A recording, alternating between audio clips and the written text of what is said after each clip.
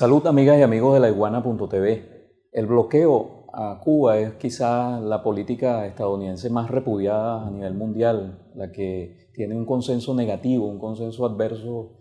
mayor, ¿no? Y acaba de demostrarse en la última reunión de la Organización de las Naciones Unidas, donde fue tratado este tema, donde Estados Unidos prácticamente quedó contra el mundo. Para hablar de este tema tenemos con nosotros al embajador de Cuba en Venezuela, Rogelio Polanco, a quien le damos la bienvenida.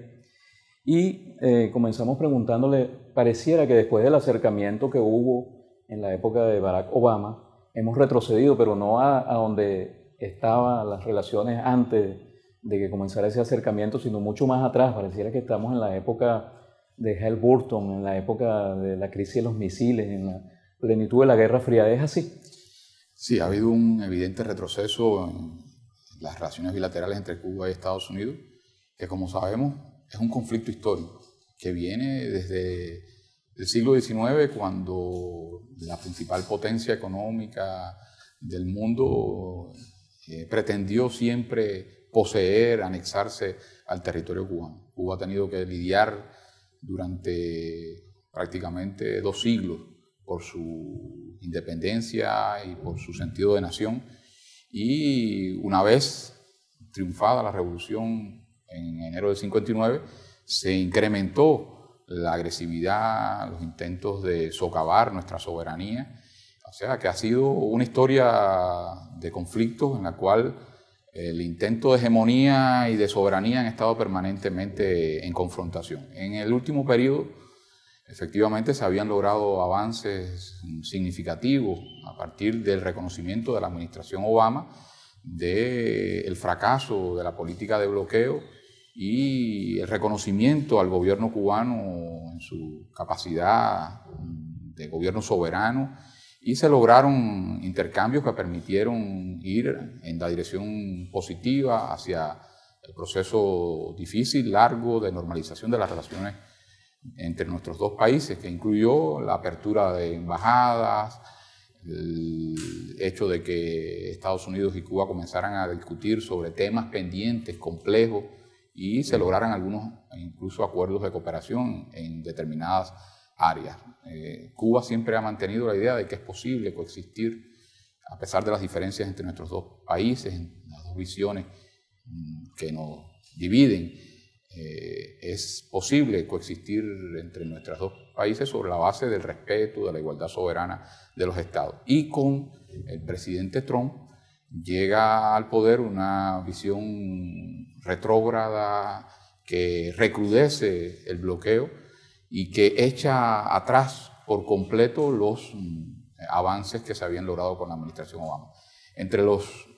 temas que Trump ha echado por la borda han estado, en primer lugar, las posibilidades que se habían abierto discretas en el ámbito del comercio y de los viajes a Cuba. Ha decidido tomar acción más rigurosa con la persecución a todo aquel ciudadano de Estados Unidos que viaje a Cuba, y a su vez derogó por completo la directiva presidencial de Obama, que planteaba una política de acercamiento a Cuba, y ha arreciado la persecución financiera de las transacciones de Cuba con el mundo, lo cual significa en la práctica una agudización de la política de cerco a nuestro país. Ahora, embajador, ¿realmente había habido una distensión en el bloqueo? Porque uno ve el informe que ustedes presentaron ante la ONU y ve que en el 2016 fue un año muy intenso también de sanciones, de multas, de diferentes tipos de reacciones contra personas y contra organizaciones, empresas que negociaron o que realizaron algún tipo de actividad comercial con Cuba. ¿Realmente había habido distensión o era más que nada todavía estaba en el campo de la retórica? Bueno, efectivamente, unas fueron las intenciones o las expresiones realizadas por la administración Obama, y otras distintas ha sido la realidad. Aunque decimos que hubo un avance significativo por el hecho de que se reconozca a Cuba como gobierno soberano, en la práctica las disposiciones establecidas por el gobierno de Obama en relación con el bloqueo fueron muy limitadas, fueron insuficientes y no permitieron realmente que se lograra desmantelar esa madeja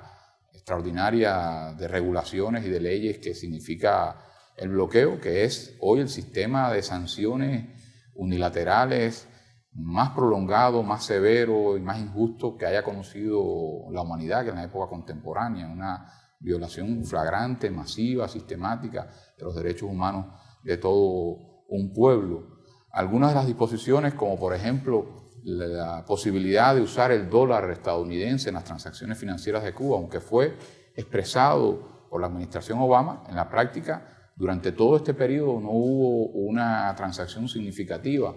que pudiera hacer la República de Cuba con el mundo en esta moneda. Y a su vez, lo que sí podemos confirmar es que durante el último periodo, más de 100 bancos en terceros países fueron sometidos a multas o impidieron las transacciones de Cuba o cerraron cuentas de nuestro país, lo cual nosotros consideramos que se convirtió en una férrea persecución de cualquier transacción financiera del país. Como sabemos, el sistema financiero internacional está dominado por los poderes hegemónicos del mundo de hoy. Y no solo Cuba hoy y durante este periodo de modificaciones de bloqueo en la era Obama, se le ha impedido comerciar, transar con el dólar, sino que bancos con los cuales Cuba realizó transacciones en otras monedas, euro o franco suizo o cualquier otra moneda, debido al temor que tienen aún por las multas exorbitantes que Estados Unidos, el Departamento del Tesoro y especialmente la Oficina de Bienes Extranjeros, de Control de Bienes Extranjeros de Estados Unidos, ha impuesto contra otros bancos en terceros países, ha significado un temor extraordinario para esas entidades financieras. O sea, en la práctica, el bloqueo sigue en pie, lo siguió durante la época de Obama y se mantiene como una de las acciones más agresivas que país alguno puede realizar contra un país pequeño como Cuba y contra el resto del mundo.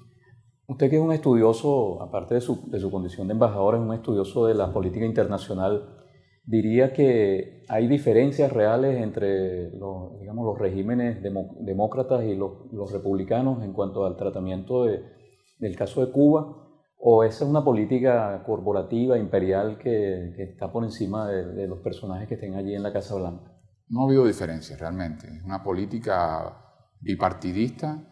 que tiene una intención de acabar con la soberanía y la independencia de la nación cubana, que ha sido compartida por ya más de una decena de administraciones estadounidenses y que demuestra que la intención va más allá de un partido u otro en el poder, la élite de poder de Estados Unidos. Volvemos a la historia. Es una política que viene desde las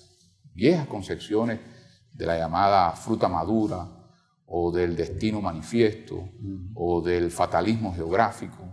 mediante la cual las élites de poder de Estados Unidos siempre concibieron que el territorio cubano debía ser parte de la Unión Americana y que potencias extrarregionales no debían apoderarse de Cuba. O sea, que lo que estamos viendo hoy es una política conciliada en la cual puede haber matices en un momento determinado en relación con los círculos de poder que se han movido alrededor de la política hacia Cuba, pero que en la práctica también ha influido el tema de Cuba como elemento de política interna. Hay sectores poderosos de la comunidad cubana en Estados Unidos que han servido de elemento que ha movido alguna importante cantidad de las legislaciones contra Cuba en el Congreso y en otros ámbitos de influencia de este sector recalcitrante, y en este momento estamos viviendo una nueva arremetida donde precisamente ese sector que ha perdido mucho poder y que mantiene una visión obsoleta contraria a la mayoría de la comunidad cubana en Estados Unidos, que hoy se opone a la continuación del bloqueo y que está a favor de una normalización de las relaciones entre los dos países, y contraria también a la mayoría de la sociedad de Estados Unidos, que en una proporción de alrededor de un 73%, según diferentes encuestas, está a favor del levantamiento del bloqueo. En el caso venezolano, ya también desde la administración Obama y ahora con más razón en la administración Trump, se han venido aplicando sanciones, se han venido haciendo amenazas. ¿Usted compararía las dos situaciones? ¿Cree que el caso de Venezuela pudiera terminar siendo tan grave como el de Cuba en cuanto a la existencia de un bloqueo? Bueno, Estados Unidos y los poderes hegemónicos y históricamente han tratado de usar lo que hemos conocido como medidas coercitivas, unilaterales, para tratar de imponer una visión del mundo y una acción contra otros gobiernos. Esto ha sido parte de la historia contemporánea y es una visión totalmente contraria al derecho internacional, a lo que plantea la Carta de Naciones Unidas, al no uso de la fuerza ni del uso de la amenaza del uso de la fuerza. Y por tanto hay una condena mundial al uso de estas medidas coercitivas unilaterales.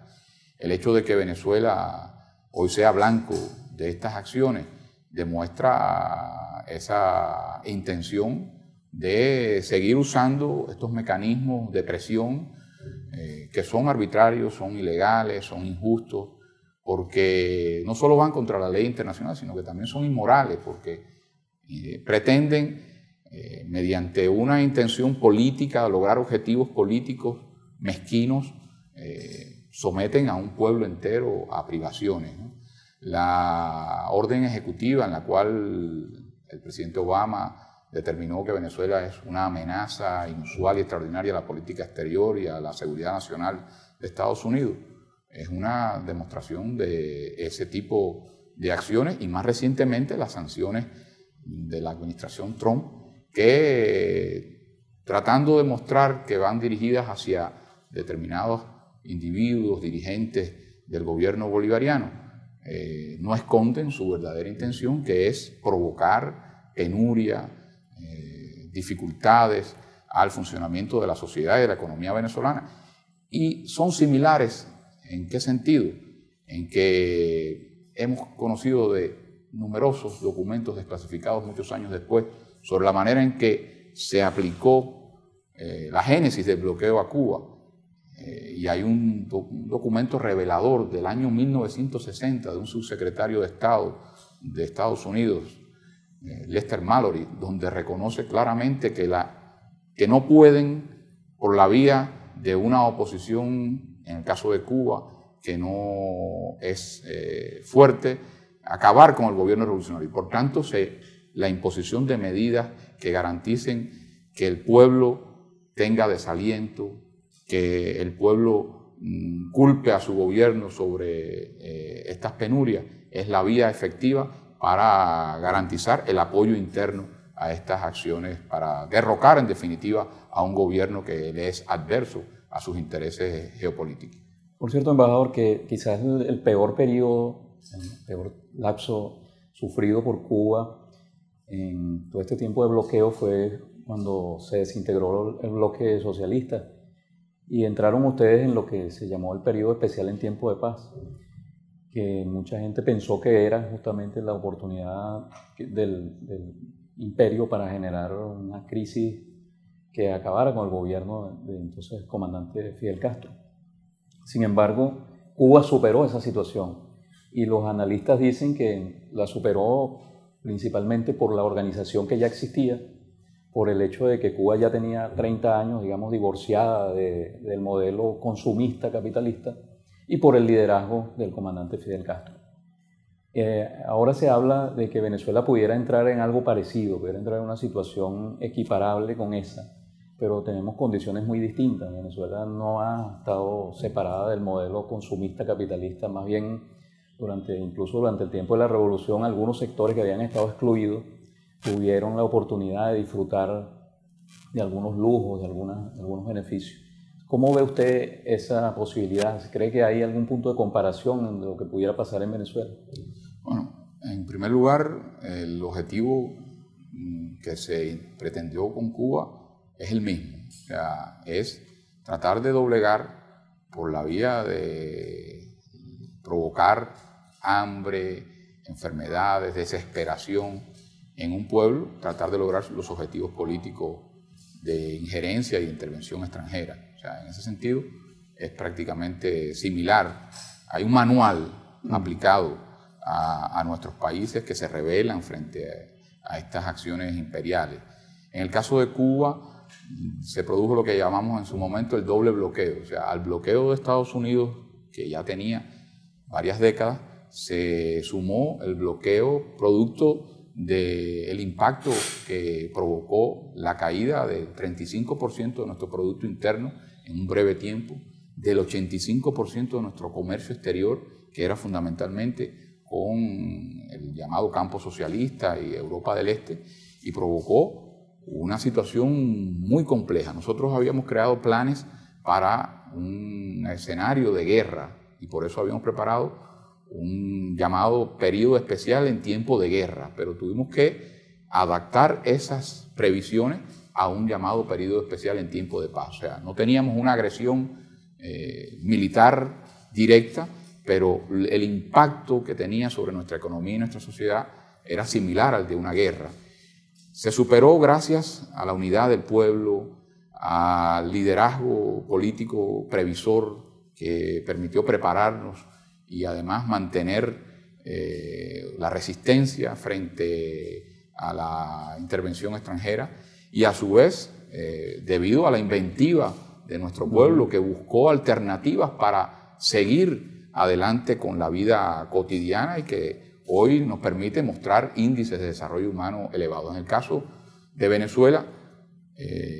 son otras las circunstancias. Venezuela tiene también una revolución triunfante y por eso se le trata de imponer medidas similares y en los últimos años es evidente que ha habido una pretensión de que Venezuela no tenga acceso a fuentes de financiamiento y a que haya un deterioro de la vida cotidiana. Afortunadamente hemos visto cómo el gobierno bolivariano ha estado adoptando medidas para paliar el impacto que en los sectores más vulnerables pueda tener esta política de bloqueo y a su vez estableciendo alianzas con el resto del mundo para impedir que se concrete la intención imperial. Estamos seguros que la tradición histórica del pueblo venezolano, desde donde surgió la idea de la independencia, desde donde se llevó esa rebeldía a otras naciones de América Latina, no podrá ser sometida por ninguna intención agresiva como la de bloquear e impedir el desarrollo social de su pueblo.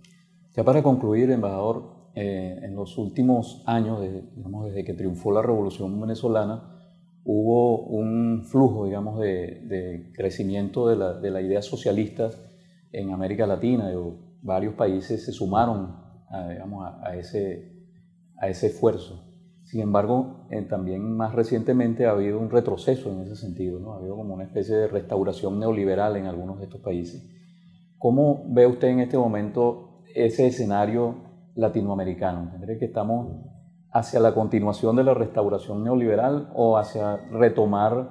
esos que tuvimos en la década pasada? Sí, ha habido diferentes acercamientos para explicar esta situación coyuntural que vive la región. Yo creo que hay que ponerlo todo en una perspectiva histórica. ¿Cuántos años lleva el proceso de independencia, de soberanía, de buscar una visión diferente para nuestros pueblos,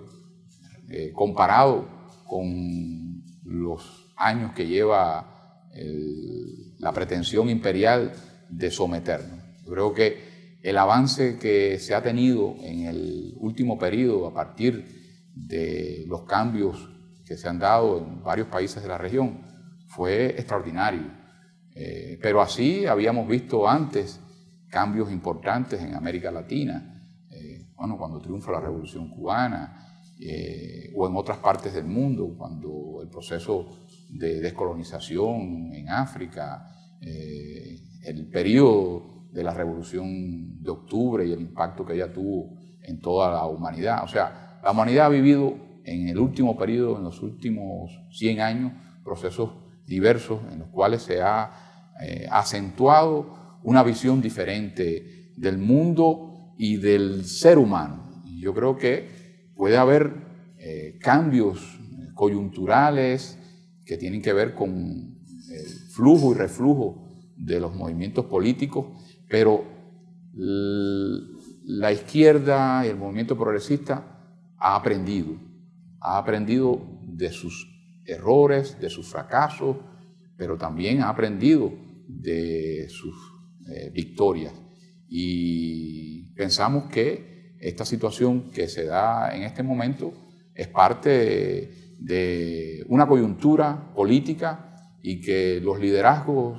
de nuestros países y los pueblos superarán esta coyuntura y continuará el avance histórico